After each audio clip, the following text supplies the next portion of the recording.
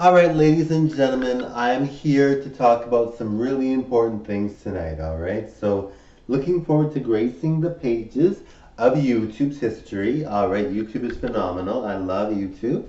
Love me some YouTube, alright? So, Milena's going to just look beautiful and talk about being successful on YouTube, alright? So, now, some of the things that I do on YouTube that will bring me success, which I believe, I'm not sure, but which I believe will be things like making an abundance of videos. Now, some of them might think I'm crazy and I do a ton of videos and I do too many, but sometimes it's really good to have a lot of videos, right? Because you have all that content to fall back on. You have a bit of history, right? Because you've been doing performing for a long time, and you have all those videos to sort of say, "This is me," "This is who I am," and it's kind of nice to have that to fall back on and say, maybe you don't like my current stuff, but maybe you like my older stuff, right? So I've got all that there, which is nice, right? So because I've done a ton of videos, it's kind of like, well, if you see somebody with a ton of videos, they're not just one thing. They've got a lot of talent. They've got a background, right? So it's kind of nice to have all that there. So I mean, for me, I think one thing to be doing well on YouTube is to have a lot of videos, to have a lot of content. Another thing is to do the things you love, right? If you do the things you love, like I love singing and I love dancing, so if I do those things, then I'm going to find success because I'm really good at those things. Those are the things that will bring me success, right? So those are the things that people do on YouTube to find success and do really well. Another thing that I do,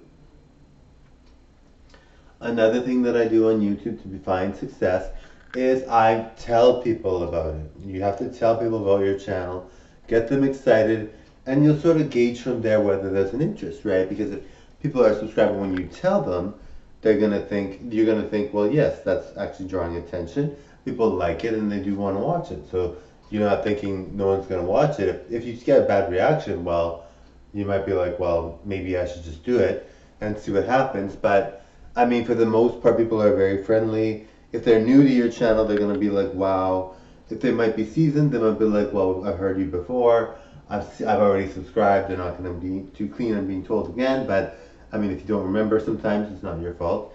But I mean, for the most part, you're going to tell people about your channel, and if they respond well, then you're going to get a good response, and people are going to like it. So that's one thing too.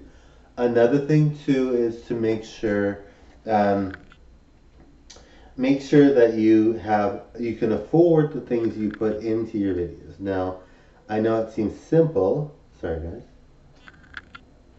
I know it seems simple, but a lot of people will buy things for their YouTube channel and they can't even afford them, right? They have to take from other people or whatever. And so that's no good. You need to be able to afford it yourself, right? If you can't afford it on your own, then there's no point in even doing it.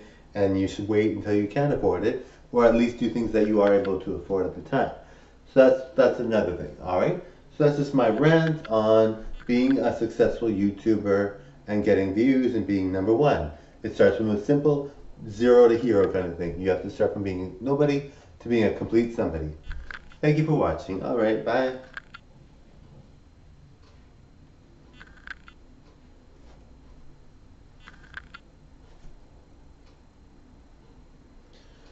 All right, enjoy my videos for tonight. Thank you all.